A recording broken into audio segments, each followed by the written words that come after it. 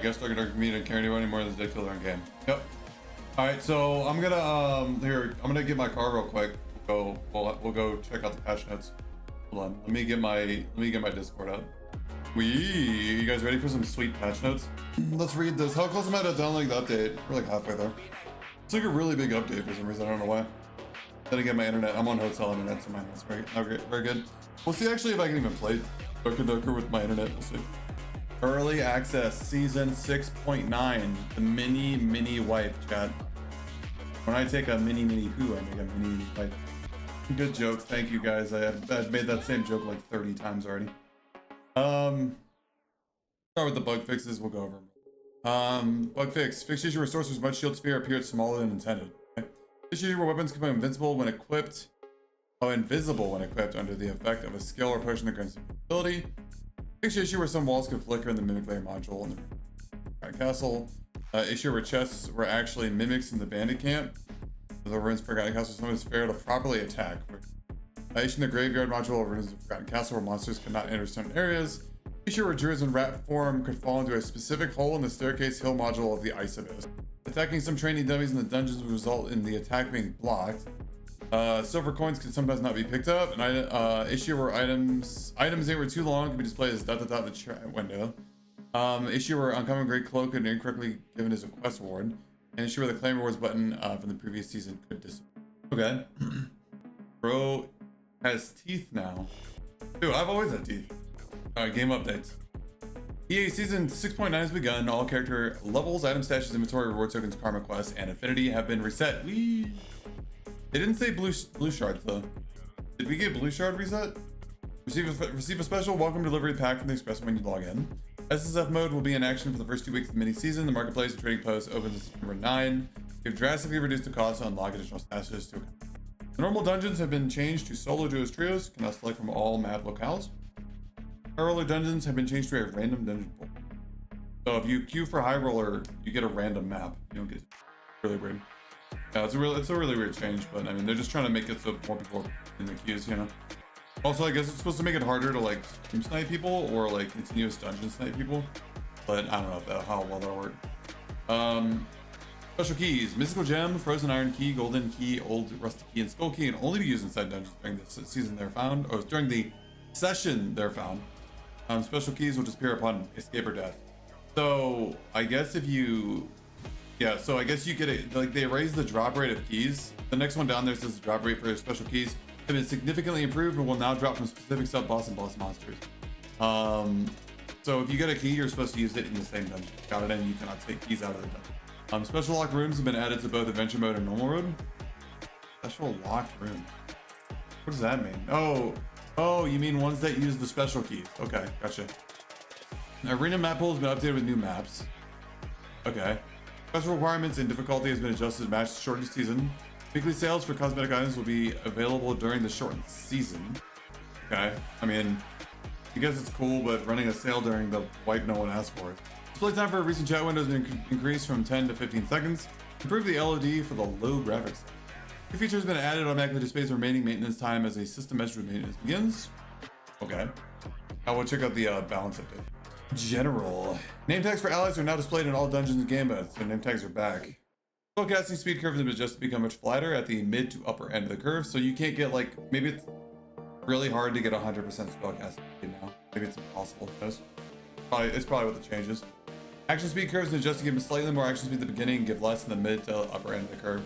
Yeah, so before this change, action speed actually went up pretty slow until it hit like, I think it was like 20 or 25 dex. And then it suddenly went way faster, and then it slows down again. So this time they probably made it go faster at the lower end, and slow it down and slow it down more the more you get. Maximum health curve has been adjusted to give less HP per vigor and strength at the mid to upper end of the curve.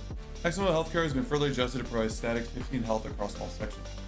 This is like weird when you really think about it, because like I wonder exactly how much scaling on HP from vigor and strength was nerfed at the upper end of the curve, and if that was like a big nerf to fighters and barbarians, you typically stack a lot of that.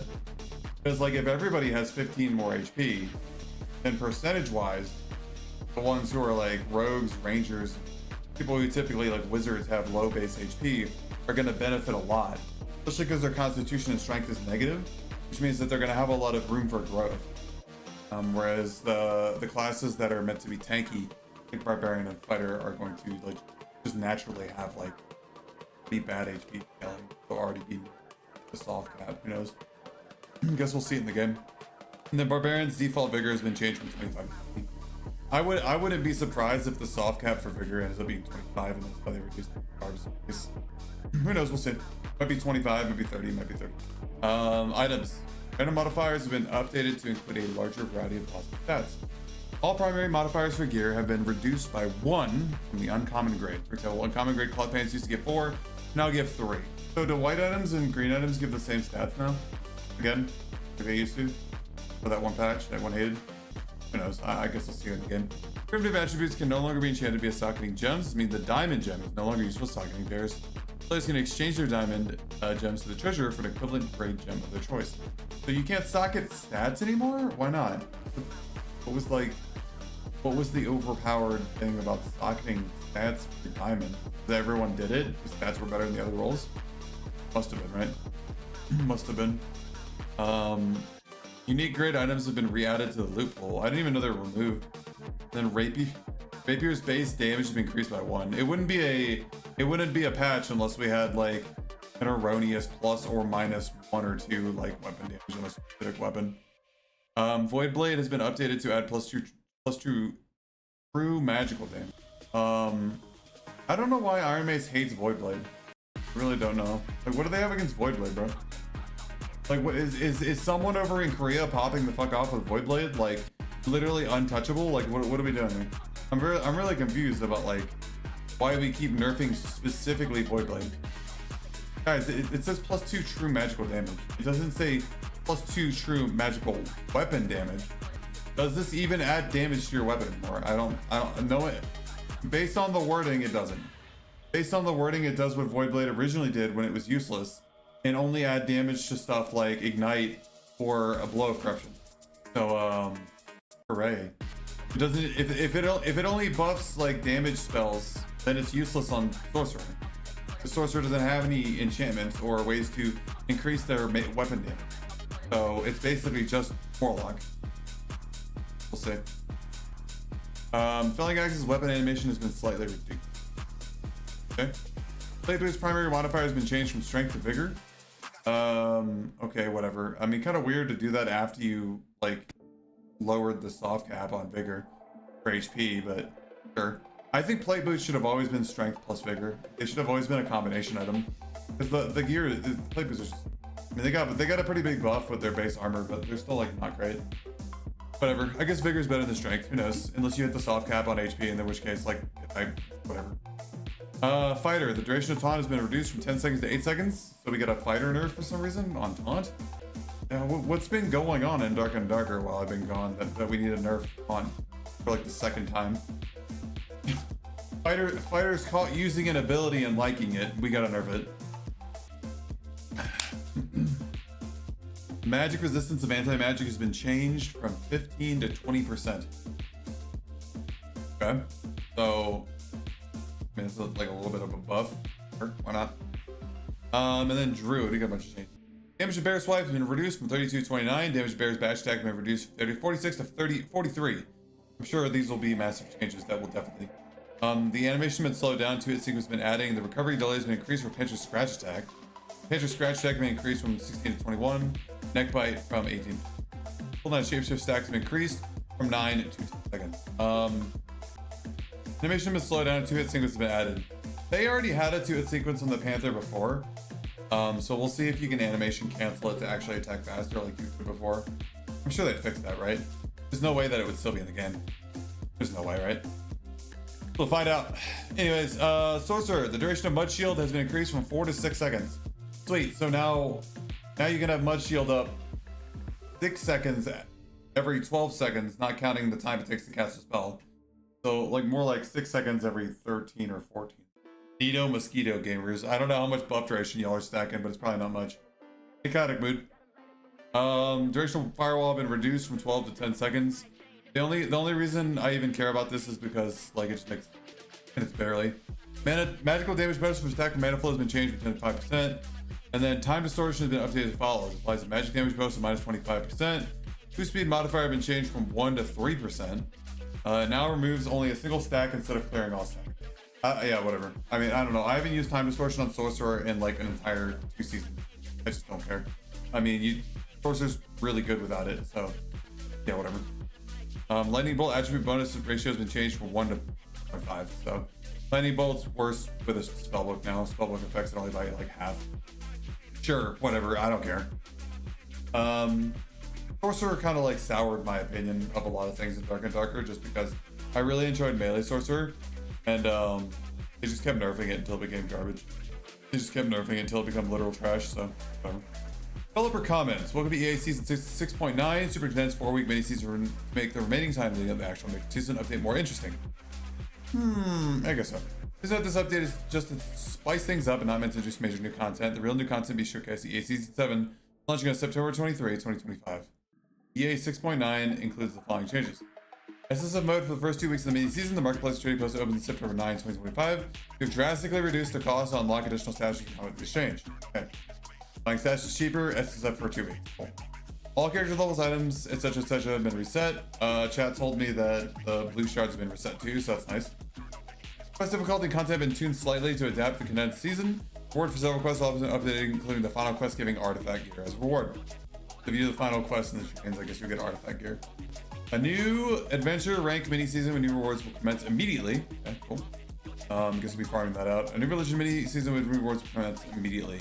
New arena mini season with a new map pool will run every weekend until the end of the mini season. Equipment will be limited to rare grade gear for this mini season to encourage maximum.